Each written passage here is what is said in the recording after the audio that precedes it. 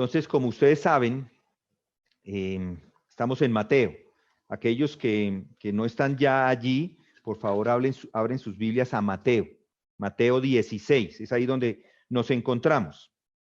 Mientras ustedes están buscando Mateo 16 en sus Biblias, quería comentarles algo. Hay un dicho en inglés que dice, no pain, no gain. No pain, no gain. ¿Qué quiere decir eso? Que si no hay dolor, no hay ganancia. Esa es la idea. Y a veces sucede así, a veces se da de esta forma. Y de hecho, en el periódico El Tiempo hace muchos años, leí una frase que decía, para que una persona pueda cambiar, tiene que saber. Para que una persona sepa, tiene que aprender. Y para que pueda aprender, tiene que hacer muchos sacrificios. Otra vez, es la misma idea. No pain, no gain. Si no hay dolor, no se obtiene nada. Y esto es muy vívido para mí en estos días, porque ustedes saben, yo soy deportista y me gusta hacer deporte y estoy esperando que me arreglen una rodilla porque me han pospuesto la cirugía y me la han pospuesto, pero es que me la van a arreglar no es porque me la gané de gratis, me la gané de haber hecho ejercicio muchos años y haber usado mi rodilla por muchos años y hoy la rodilla se está quejando. Entonces, otra vez, no pain, no gain. Si yo quería haberme quedado quieto en casa, pues nunca hubiera pasado nada con la rodilla, pero lo logré vivir una vida haciendo deportes. Y recuerdo, inclusive, en una iglesia donde íbamos antes, en Canadá, con mis hijos estaban pequeños y ambos querían entrar a jugar fútbol. Ustedes saben, el fútbol de allí es un fútbol americano, es el mismo tipo de fútbol, y el fútbol es bastante fuerte. Y recuerdo un hombre que había sido profesional de fútbol y me dijo ese día, no los deje jugar, porque están pequeños, pero mis hijos estaban con ese deseo de jugar fútbol. Me decía, no los deje jugar porque yo jugué profesional y tengo la columna dañada. Entonces, yo lo pensé en ese momento y igual ellos fueron y jugaron fútbol. Después otra persona en la misma iglesia también había sido profesional, un jugador profesional de hockey y tenía las rodillas completamente destruidas. Eso fue lo que él me dijo. Entonces, otra vez, no pain, no gain. Entonces, la idea que vamos a ver hoy, y yo creo que esto nos ayuda a ponernos en contexto de lo que les voy a hablar hoy. La salvación es gratuita. La salvación es gratuita. Nadie se gana la salvación. Dios se la da. Sin embargo, el discipulado le cuesta todo. Si usted quiere seguir a Jesucristo, le cuesta todo. Todo su ser. Y de eso es lo que vamos a hablar. Ya Jesucristo, en Mateo 16, nos ha ido cambiando el discurso. ¿En qué sentido? En que antes les hablaba a las multitudes y ahora su ministerio está con los grupos más pequeños, es decir, los apóstoles, los discípulos. Él va en este momento hacia Jerusalén, va de camino a Jerusalén y es allí donde se va a encontrar siendo él mismo el sacrificio por todos los que han puesto la fe en él. Ya vimos esto, estuvimos hablando de esto la semana pasada. Ya él no le habla a las multitudes, no les ministra a las multitudes de manera especial. Ahora le ministra a los individuos, a los discípulos. Y lo que está haciendo con esto es que les está preparando para lo que se viene, para la cruz que se viene. Y si usted estuvo con nosotros hace unas semanas, recordemos las palabras de Jesús. Cuando llegó Jesús a la región de Cesarea de Filipo, Mateo 16:13, preguntó a sus discípulos diciendo, si recuerdan, ¿qué dicen los hombres que es el Hijo del Hombre? Ellos dijeron, unos Juan el Bautista, otros Elías, pero otros dijeron Jeremías o uno de los profetas. Y él les dijo, ¿y vosotros? ¿Vosotros quién dices que soy yo? Respondiendo Simón Pedro dijo, tú eres el Cristo, el Hijo del Dios viviente. Cuando estudiamos estos textos, dijimos que esta es una de las afirmaciones más ciertas, absolutamente ciertas, así es. Jesús es el Cristo, es el Mesías, así es. Él es el que tiene el derecho sobre este universo, él tiene el derecho a gobernar, Él tiene el derecho del trono de Israel, a reinar en el trono de Israel. Tiene el derecho a reinar sobre todo este mundo, sobre toda esta tierra. Y Él mismo es el Dios viviente.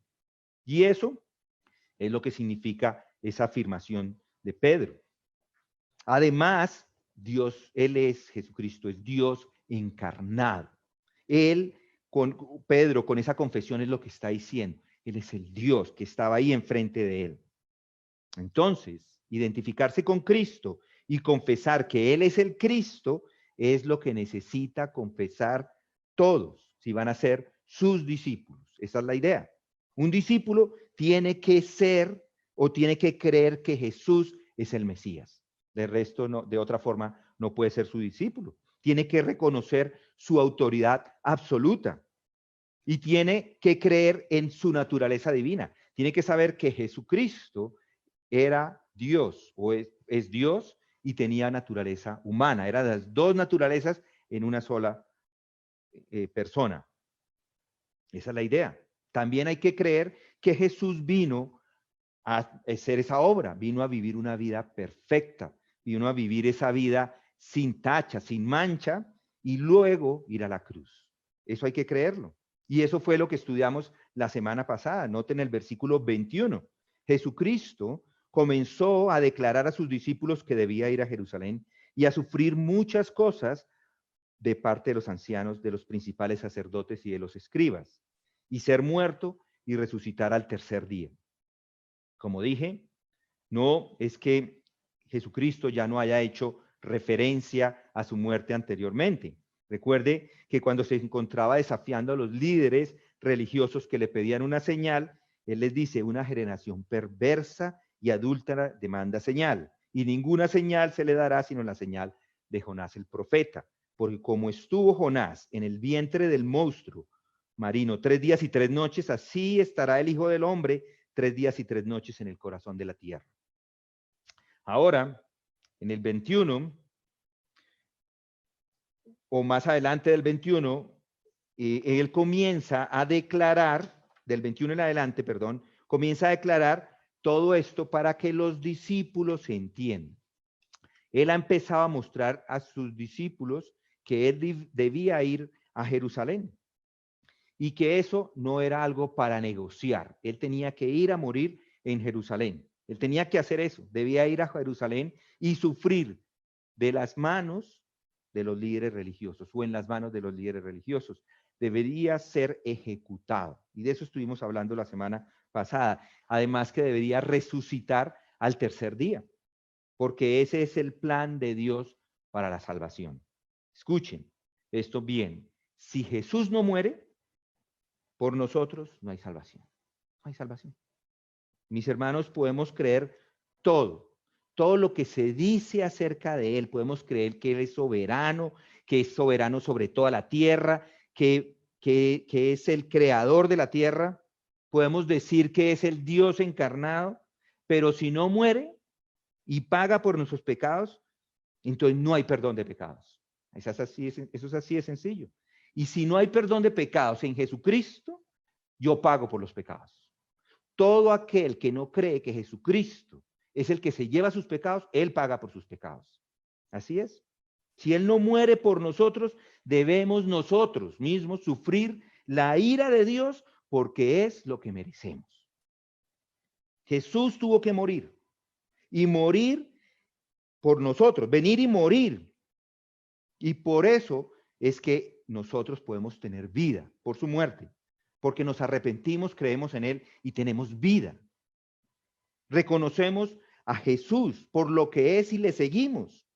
Y Él nos perdona todos nuestros pecados. Y si Él no hace esto, no sería Dios. Y si Él no hace esto, no sería un Dios justo, porque alguien tiene que pagar por los pecados. Las ofensas tienen que ser pagas. Y la justicia se basa en que Él paga por mis pecados, los que yo debería pagar. Entonces, si yo no he puesto mi fe en Él, yo debo pagar por los míos porque eso es la justicia. Eso es ser justo. Por eso es que la cruz es esencial para la salvación de una persona. Por eso es que Jesucristo tuvo que venir y sufrir y morir. Y recuerdan lo que dijo la semana pasada Pedro, se opuso a esto. Él pensó que no era la mejor idea, que el Mesías se fuera y sufriera esto. Esto, mis hermanos, es muy cierto para muchos. Muchos piensan de Jesucristo o tienen a Jesucristo en su cabeza de una forma que no está ni cerca de lo que Él es, de lo que Él vino a hacer. Y por eso es que vimos que Pedro hizo de esa forma. Tomando la parte, Pedro comenzó a reprenderle diciendo, no, no, no, no lo permita Dios. Eso nunca te acontecerá. Eso pensó Pedro. Y si lo notan, no es lo que él quiere. Él no quiere que eso pase. No es como él lo ve. Jesús, eres el Señor y Dios, dice Pedro. No puedes ir a Jerusalén, no puedes morir, no puedes ir y sufrir y ser rechazado. Pero Jesús nos dejó claro la semana pasada que no hay salvación si no hay sumisión a Jesucristo. Por eso le da el versículo 23. Pero volviéndose, él dijo a Pedro, quítate delante de mí, Satanás. Me eres piedra de tropiezo porque no estás pensando en las cosas de Dios, sino de los hombres. Jesús le dijo a Pedro, vas a tener que someterte al plan de Dios. Si no lo haces, no hay salvación para ti. Es lo que le dice. Pedro en ese momento, piensen en eso, en ese momento estaría llevando a cada persona que existe en este mundo al lago de fuego. ¿Por qué? Porque Jesús no iba a morir en la cruz. Si Jesús le hubiera hecho caso, estaríamos todos perdidos. ¿Por qué? Porque para poder ser salvos necesitamos de la muerte de Cristo. Y es en la muerte de Cristo y en su crucifixión que nosotros somos reconciliados con Dios. Entonces, Jesús en estas palabras le está diciendo a Pedro que él debería someterse a la voluntad de Dios para sí mismo. Y además de eso, que entendiera el costo del discipulado, y es lo que nos da en el versículos siguientes. Esto es lo que le dice a Pedro inicialmente, y ahora le dice estas palabras que tenemos de los versículos 24 al 28, y es lo que vamos a meditar en estas próximas semanas. Hay muchas profundidades, joyas acá en estos textos, y vamos a pasar tiempo meditando en esta semana y la siguiente. Esto es uno de los pasajes más relevantes para el cristianismo hoy día. Quiero que eso quede claro. Es un pasaje importantísimo y espero que entienda todo al final de la serie. Espero que entienda de una vez por todas de qué se trata la salvación. Mateo 16, 24 al 28 y lo vamos a leer juntos.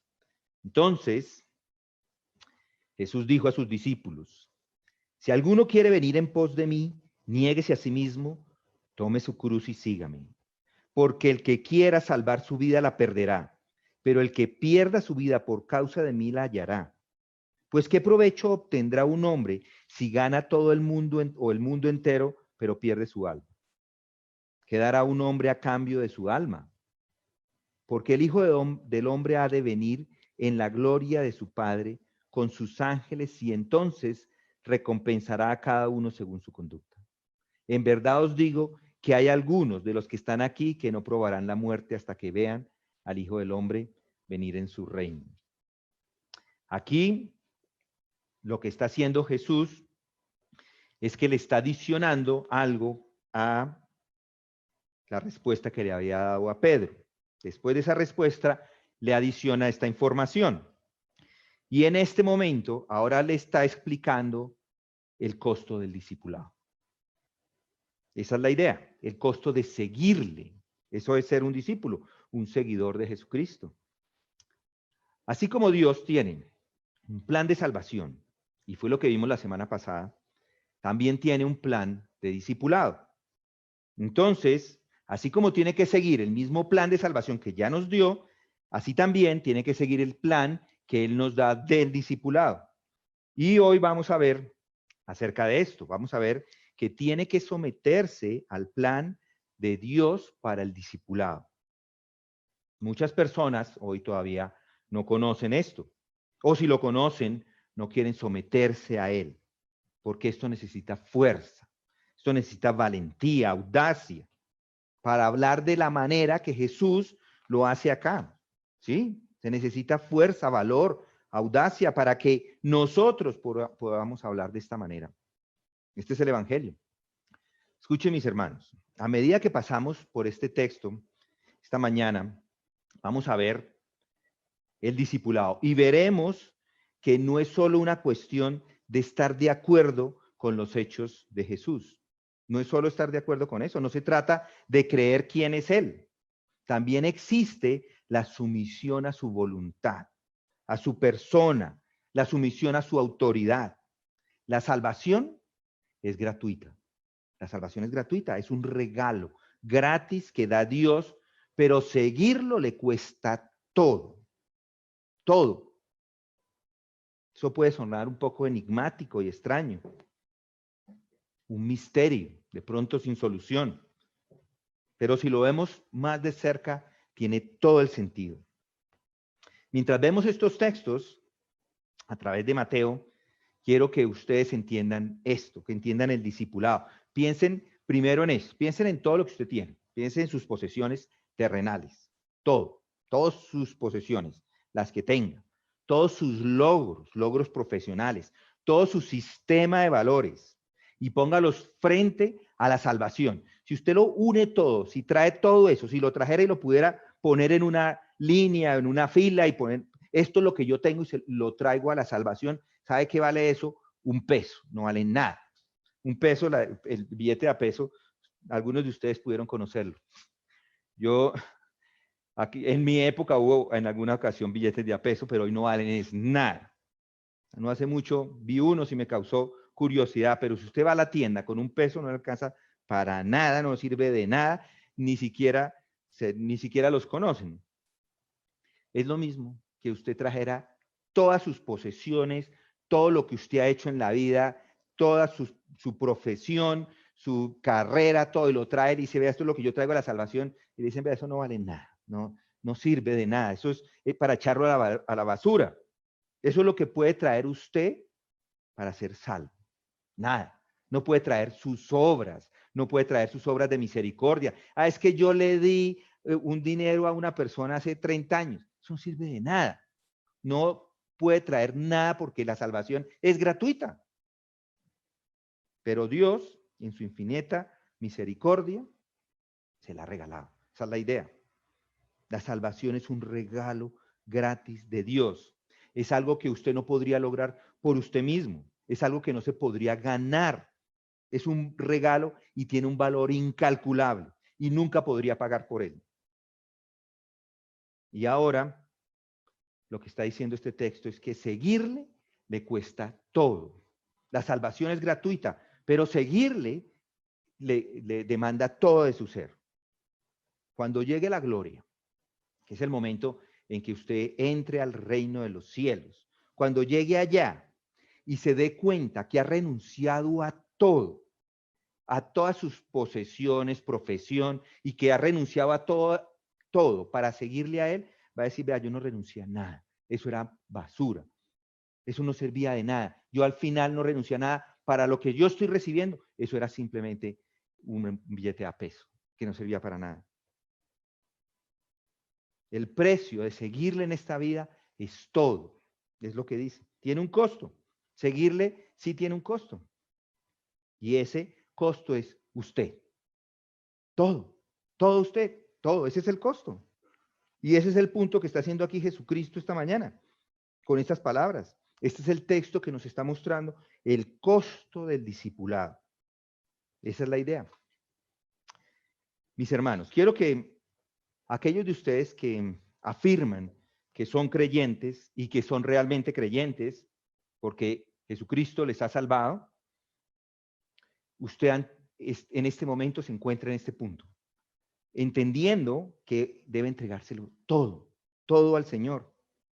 Además, a todos nosotros nos sirve para hacer evangelismo, porque cuando hacemos evangelismo tenemos que decirle a las personas cuál es el costo, y el costo es todo. Para aquellos de ustedes que pueden estar escuchando y que no son parte de nosotros todavía, quiero que entienda el costo de seguir a Jesucristo, que es todo. Espero que vean exactamente lo que Jesús pide para que una persona le siga.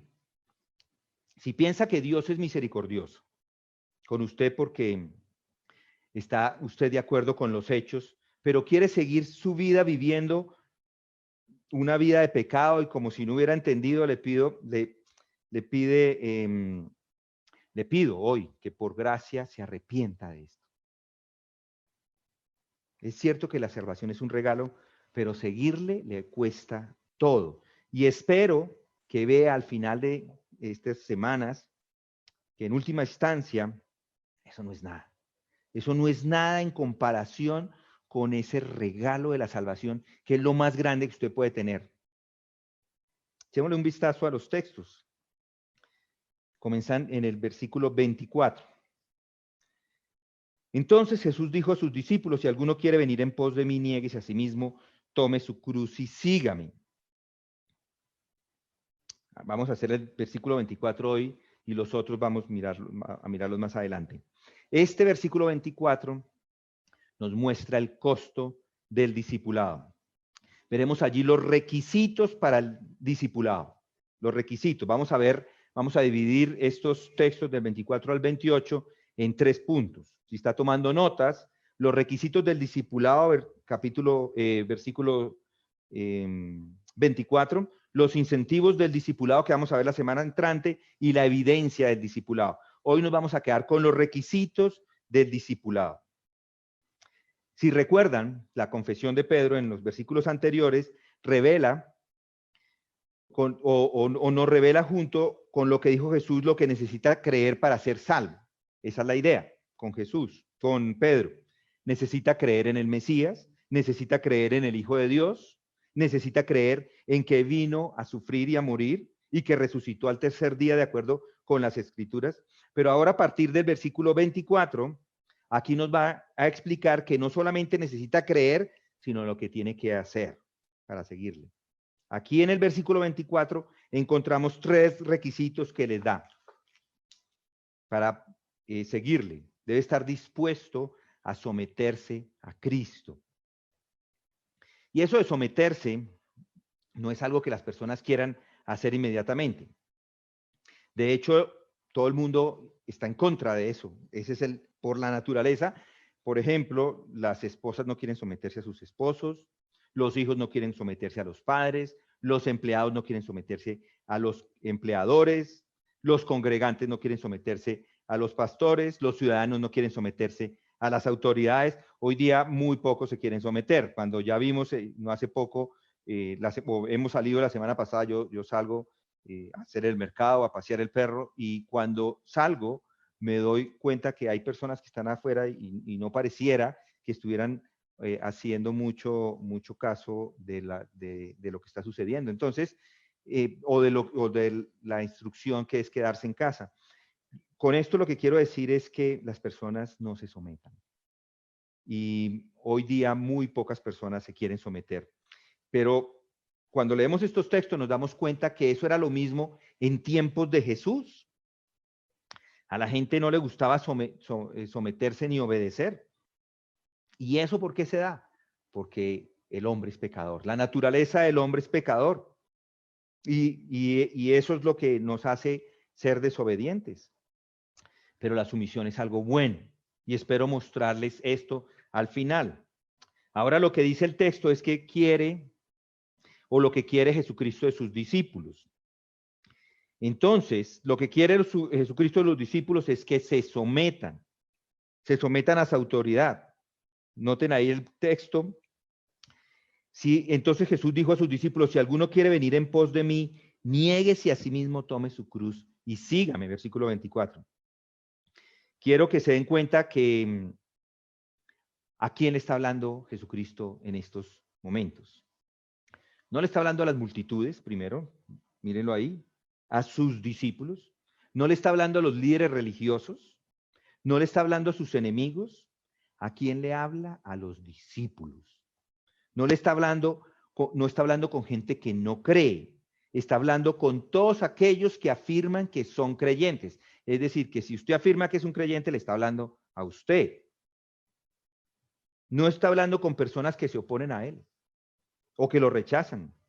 Está hablando con personas que se identifican con él como sus discípulos. Está hablando con gente que se considera ser sus seguidores. Jesús les dice a sus discípulos, si alguno quiere venir en pos de mí, noten esa palabra, alguno, si alguno. Alguno significa que es para todos, para todos. Esto es para usted, esto es para mí, esto es para Pedro, esto es para Santiago, esto es para Juan, esto es para Nicodemo, esto es para el joven rico gobernante, esto es para el recaudador de impuestos y los pecadores. No importa si usted es gentil, varón, mujer, judío, niño, niña, rico, pobre, esclavo o libre, cualquiera que quiera ser su seguidor, esto es para usted. Le está hablando a todos, ya que a todas estas personas que afirman que son discípulos. Si usted quiere, dice, si alguno quiere venir en pos de mí, esa palabra quiere está hablando de la voluntad. Es la palabra que se usa para decidir. Si yo deseo, se usa para elegir. La palabra literalmente significa querer o desear. Para ser un seguidor de Jesús, debe desear ser un seguidor de Jesús. Debe querer ser un seguidor de Jesús. No puede simplemente ser perdonado de sus pecados. Dios no va a perdonar sus pecados si usted no quiere ser un seguidor de Jesús. No puede simplemente querer no sufrir la ira de Dios que recibirá si no cree. Tiene que querer ser un seguidor de Jesús. Tiene que querer tener una relación con Dios a través de Jesucristo para ser verdaderamente su discípulo. No solo buscar una manera para salir de la condenación eterna. No solo buscar una manera para salir de la cárcel sin el pago de la deuda. En realidad, comienza con un deseo, con el querer, comienza con ese deseo personal, con esa inclinación personal. Es una elección personal de querer ser un seguidor de Jesucristo. Si alguien quiere venir en pos de mí, ¿qué debe hacer? Primero, ahí está, niéguese. Si alguno quiere venir en pos de mí, niéguese a sí mismo. Ese es nuestro primer punto, niéguese. Eso es lo primero que tiene que hacer, negarse. Es una manera muy fuerte de decir que no a algo. En este caso, lo que está diciendo es niéguese a sí mismo. No es solo decir no, es decir no en absoluto. Es enfáticamente decir no. Es la misma palabra que se utilizó más antes en los versículos anteriores o en los versículos posteriores, perdón, Mateo 26, cuando Pedro niega a Jesucristo. No, yo no lo conozco. Lo negó 3 veces, ¿se acuerdan? La idea acá de negarse es negarse completamente a usted mismo. Si quiere ser su discípulo, ¿sabe qué tiene que hacer? Negarse. Negarse puede ser una mejor palabra, podría ser repudiarse. Repudiarse o repudiar. Una ilustración que nos puede ayudar es una dieta para bajar de peso. Cuando está en dieta, ¿qué hace? Se niega a comer las cosas buenas de esta vida. Se niega a comer dulce, galletas, ponqués, helado, gaseosa, el chocolate que a mí me gusta, a bajar las porciones, menos harinas. Es decir, se niega a tomar alimentos para poder bajar de peso. Recuerdo la dieta de un familiar que empezó a comerse una galleta al día, una galleta que les daban. Sí se bajó muchísimo de peso, pero una galleta al día, yo decía, uy, yo no sé cómo puede esta persona hacer esto. Bajó de peso, sí, por negarse, por repudiar la comida, casi. A eso hace referencia la palabra negar. Pero la idea acá no es negarse acerca de la comida, sino negarse a sí mismo, repudiarse a sí mismo, repudiar la autoridad en su vida que usted cree tener, es repudiar su autoridad, decir, ya está, yo entrego toda mi autoridad a Jesucristo, a eso se refiere. Está diciendo, no, la manera como vive, la manera como es. Si quiere ser un seguidor de Cristo, debe someterse completamente a Él, entregar la autoridad de su vida, pero no en algo parcial, no decir este pedacito se lo entrego a Cristo y esto no. No, no, no, no. Esto no funciona así. Es todo, todo su ser. Usted ya no está a cargo, ya no está a cargo de su vida, ya no tiene autoridad soberana sobre su vida, ya no tiene derecho sobre su vida. Ya no tiene derecho qué quiere hacer y qué no hacer. El que tiene el derecho o el que dice que se hace o que no se hace es Dios. Él dice, Él le va a decir qué se hace o qué no se hace. Y debe someter todo su ser a Él. Someterse a Dios porque Él es el que dice que se hace y que no se hace. Eso es negarse a sí mismo. Y esto definitivamente es un ataque contra nuestra naturaleza humana porque no queremos someternos. El sometimiento, el no someterse está en nuestra naturaleza. El hombre no quiere someterse. Pero es lo que nos dice aquí el texto, tiene que someterse, debe negarse en ese sometimiento, debe negarse a sí mismo. Y esa es la primera necesidad fundamental si quiere ser el discípulo de Cristo, si quiere ser un seguidor de Cristo. Una persona cuando quiere ser perdonada de sus pecados y quiere tener un lugar en el cielo, bien, está bien, tiene que creer algunas cosas, tiene que estar de acuerdo con que Jesús es Señor, por ejemplo. Tiene que estar de acuerdo en que Jesús es Dios y se encarnó en carne humana. Tiene que estar de acuerdo que Él es el Mesías, el cumplimiento de todas las promesas del Antiguo Testamento. Creer que Él va a traer a la existencia los nuevos cielos y la nueva tierra. Creer que Él va a gobernar y reinar en su cetro por 1000 años. Que Él va a establecer el reino eterno. Que él fue quien vino, sufrió y murió por nosotros en la cruz. Eso debe creer. Eso es lo que tiene que creer. Bueno, ahora escuche lo que tiene que hacer. Si ha creído estas cosas, si realmente cree estas cosas, tiene que negarse a sí mismo. Eso es lo que tiene que hacer. Negarse a sí mismo significa someterse completamente todo su ser a Él. Y saben, ¿recuerdan la pregunta número 1 que le hacía Jesús a las multitudes, a sus discípulos? ¿Recuerdan esa pregunta? ¿Por qué me llamas Señor, Señor y no haces lo que te digo? Y por cierto, cuando dice Señor, Señor, significa que esa persona está afirmando que realmente lo conocen como Señor. Pero si no haces lo que digo, pues no eres mi discípulo. Si quiere entender mejor esto, piense en el discipulado como la letra pequeña del contrato. Así es. Él quiere salvarlo, la salvación es para todos. La letra pequeña, si usted me quiere seguir, entréguelo todo. Niéguese a sí mismo, esa es la idea. Esto se aplica para todos. Esto no se aplica para unos, se aplica para todo el mundo. Todos ustedes, todo el mundo que quiera seguirle, tiene que seguirle en estos términos, negándose a sí mismo. Si quiere venir en pos de mí, debe negarse a sí mismo. Esto es esencial, esto no es negociable, no es que yo quiero que me den el cielo, pero yo voy a seguir haciendo mi pecado, yo voy a seguir haciendo mi vida, llevando mi vida como a mí me place. No, tiene que decir no al yo. Esa es la idea. Número 2, dice ahí el texto, si alguno quiere venir en pos de mí, niéguese a sí mismo y luego dice, tome su cruz, tome su cruz. Debe estar dispuesto a morir por Cristo. Es decir, que así le cueste la vida. ¿Y de dónde saca eso? Pues de tomar su cruz. Ahí está.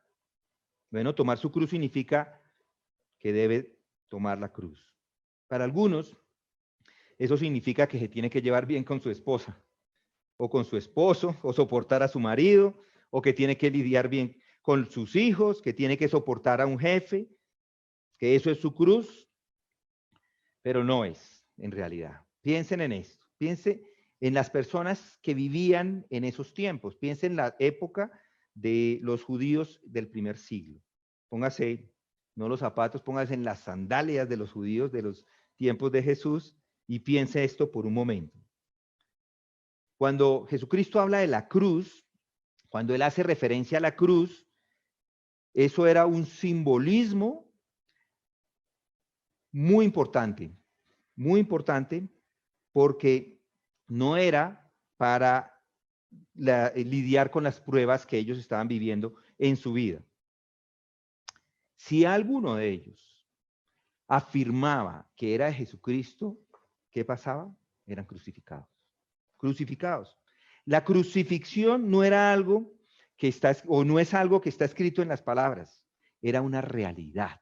La crucifixión era una realidad, una terrible y aterradora realidad, horrible, por decirlo así. Miles y miles de personas fueron crucificadas en los alrededores de Jerusalén, en los tiempos de Jesús.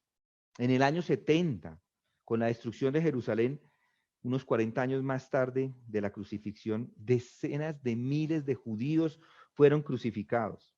¿Por qué? Porque veían en los judíos una rebelión contra el Imperio Romano. Los cristianos también fueron crucificados. Desculparon inclusive de un incendio en Roma, por eso también eran crucificados. Es una realidad, fue una realidad temerosa. La crucifixión entonces no es un símbolo, no es un símbolo que yo pongo en mi cama, en la parte de arriba, o lo cargo aquí en el pecho, no, no, no. En aquellos días era la peor y la más aterradora pena capital. Esta crucifixión fue inventada por los cartaginienses o los púnicos, y se les ocurrió que querían hacer esto como una forma muy brutal y aterradora de ejecución para sus enemigos. Y los romanos la toman, la perfeccionan, y ellos la reconocen, ellos inclusive la reconocen como algo muy humillante, una ejecución aterradora, que inclusive eximen a los romanos de ser crucificados por eso mismo, porque era terrible. Pedro fue crucificado, ustedes lo saben, por su fe en Cristo en Roma. Pablo fue encontrado culpable de los mismos delitos de Pedro, pero fue decapitado. ¿Por qué fue decapitado Pablo? Porque no se podía crucificar a un ciudadano romano. Los romanos reconocieron ese gran tormento que era la crucifixión y por medio de ella se eximieron así ellos mismos para no experimentar la crucifixión y lo convirtieron en un espectáculo público para que todo el mundo lo viera. Los ponían allá para que todas las personas vieran esa gran humillación pública, una manera de humillar a la gente y de esta forma mantuvieran a la gente controlada. A todas las personas que querían rebelarse, les iba a dar miedo porque la crucifixión, miren la crucifixión, nadie quisiera rebelarse a eso. Todos los que fueron crucificados por aquellos días fueron obligados por los romanos inclusive a arrastrar la cruz hasta el punto donde iban a ser crucificados. Fueron atados, clavados y colgados para morir.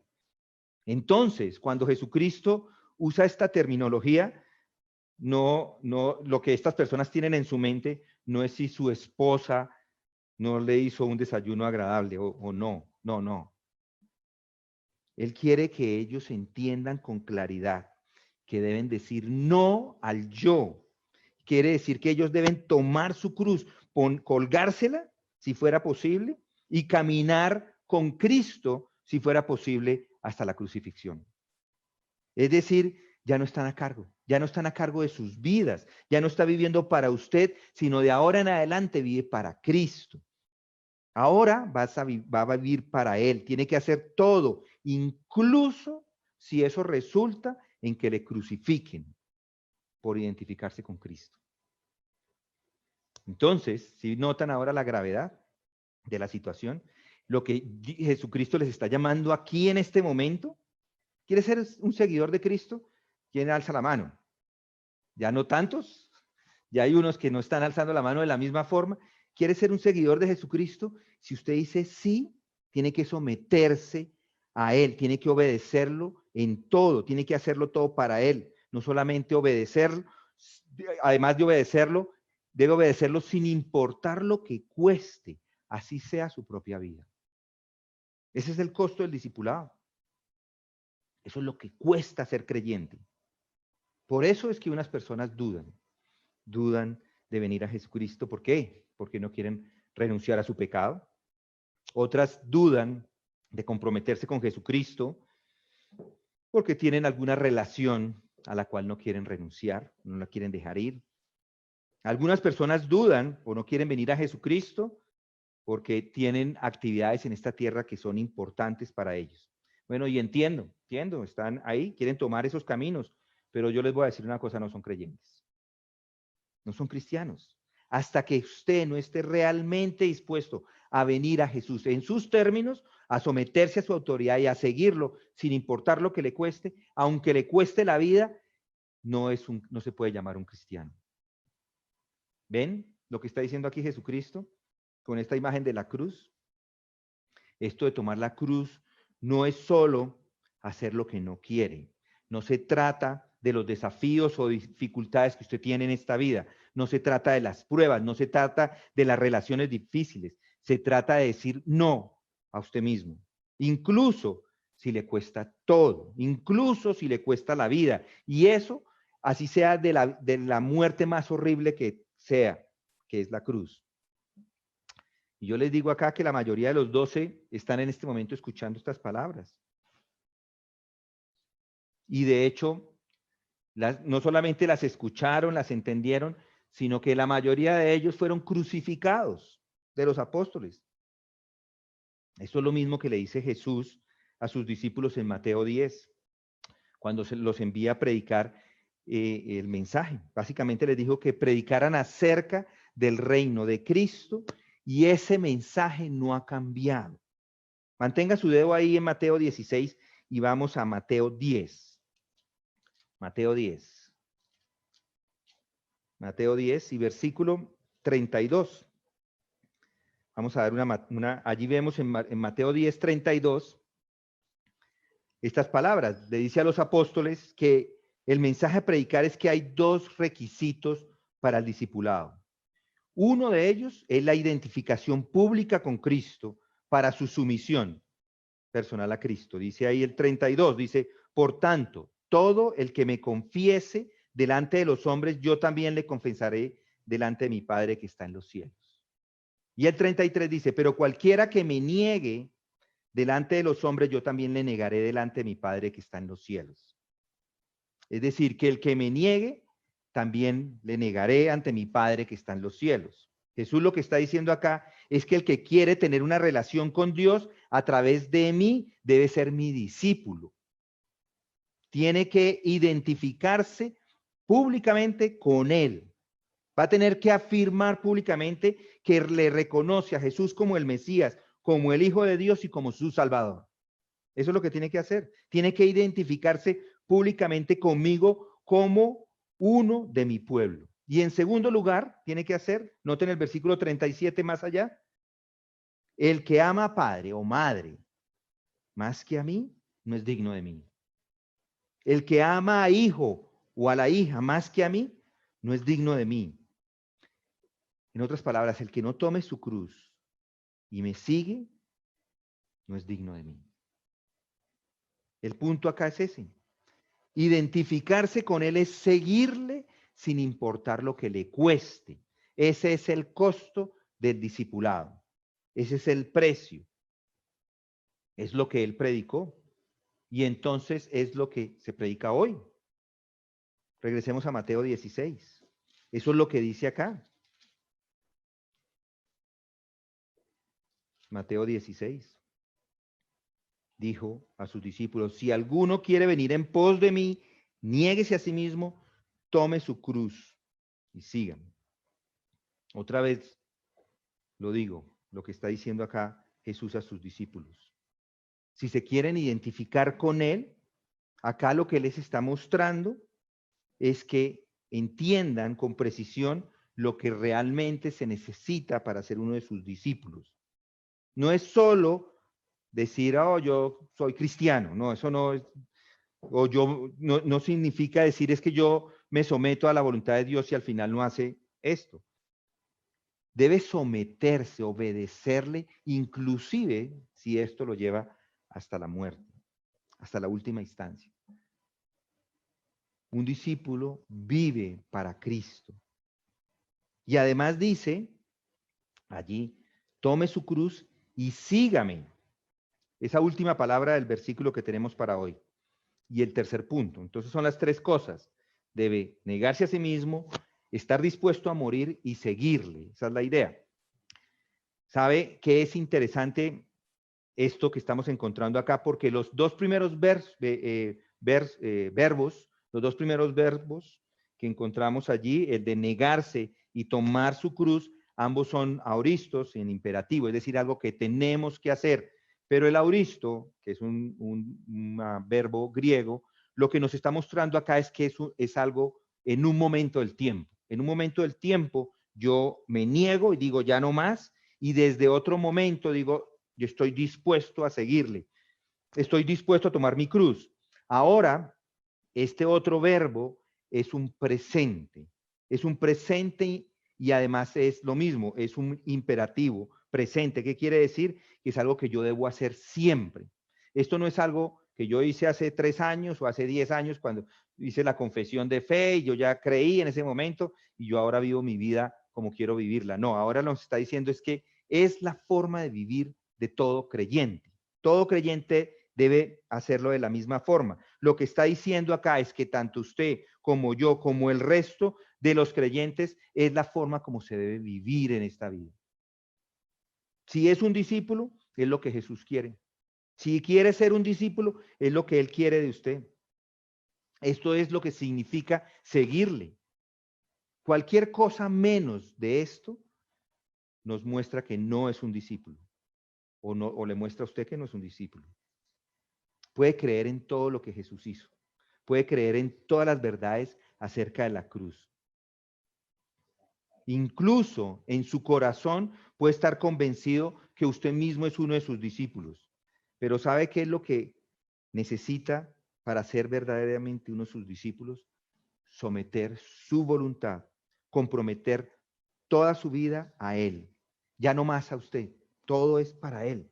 No importa lo que diga. Puede decir que es salvo, pero lo que significa ser un discípulo verdadero es esto. Recuerden, Él no le está hablando acá a las multitudes, Él está hablando a sus discípulos. Mucha gente ve la sumisión como algo malo, pero eso es porque nuestra naturaleza es una naturaleza pecadora. Por orgullo no se quiere someter. Por orgullo cree que el mundo debería girar alrededor suyo. Pero la sumisión es el fundamento del discipulado. Y francamente, la sumisión es el fundamento de toda relación correcta. La sumisión es fundamental para las relaciones dentro de la Trinidad. ¿Usted entiende? ¿Entiende que someterse a una autoridad no lo hace menor? No lo hace menor. No pasa nada. Someterse es lo que hay que hacer, pero eso no es lo que lo ponga por debajo del rango. ¿Qué hace cuando una esposa se somete a su esposo? No, no es que la haga menor, no lo hace menor, pero es lo correcto. Someterse a las autoridades es lo correcto. Obedecer a la Biblia es lo correcto. Incluso esa obediencia se da inclusive cuando no lo están viendo. Cuando un esposo se somete a Cristo y ama a su esposa como Cristo amó a la iglesia, incluso cuando ella de pronto no es tan encantadora o tan sumisa, eso no lo hace menor. Cuando el Hijo se somete al Padre y llega hasta la cruz, no, eso no es algo malo, eso es algo glorioso lo que hizo Jesucristo. Ese es el ejemplo perfecto de cómo se ve la sumisión. Y cuando Cristo se sometió a todas las autoridades terrenales para que lo crucificaran errónea e injustamente, ¿qué sucedió? Dios fue glorificado por medio de la obediencia de su Hijo. ¿Para qué? Para lograr la salvación de todos aquellos que han puesto su fe en Él. La única razón por la cual nos ofende la sumisión es porque no estamos de acuerdo con Dios. Y se da cuando cree que su camino es mejor y de pronto actúa como Pedro actuó la semana pasada. Jesús aquí nos comienza a explicar a los discípulos y a nosotros que reconocen quién es Él. Ahora déjeme decirte lo que me espera, que voy a Jerusalén, dice Jesucristo. Voy a sufrir y voy a ser ejecutado. Voy a resucitar al tercer día. Pero no vayas, decía Pedro. No, no, no, no lo permita Dios. Eso nunca acontecerá. Y Jesús le dijo, porque no estás pensando en las cosas de arriba, sino en las de los hombres. No tiene la mente en las cosas de Dios, tiene la mente en sus propias ideas. No piense más en sus ideas. Tiene que creer lo que dice la Escritura, no otra cosa. Necesita someterse a los caminos de Dios. Si alguno quiere venir en pos de mí, niéguese a sí mismo, tome su cruz y sígame. Esos son los requisitos del discipulado. La semana entrante vamos a hablar de los incentivos. Ahora quiero terminar con una cita que hizo Leon Morris, un comentarista. Dice, los cristianos deben aceptar el hecho de que vendrán tribulaciones por causa de la palabra.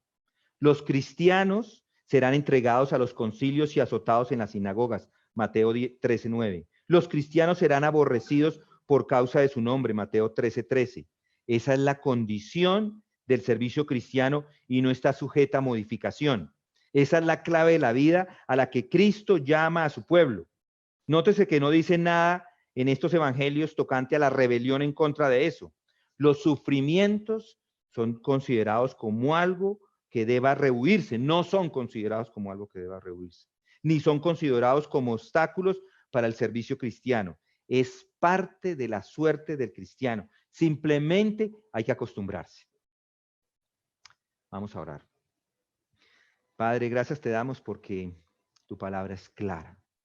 En ella encontramos aquellas instrucciones que nos das para vivir la vida a la que tú nos has llamado. Gracias, Padre.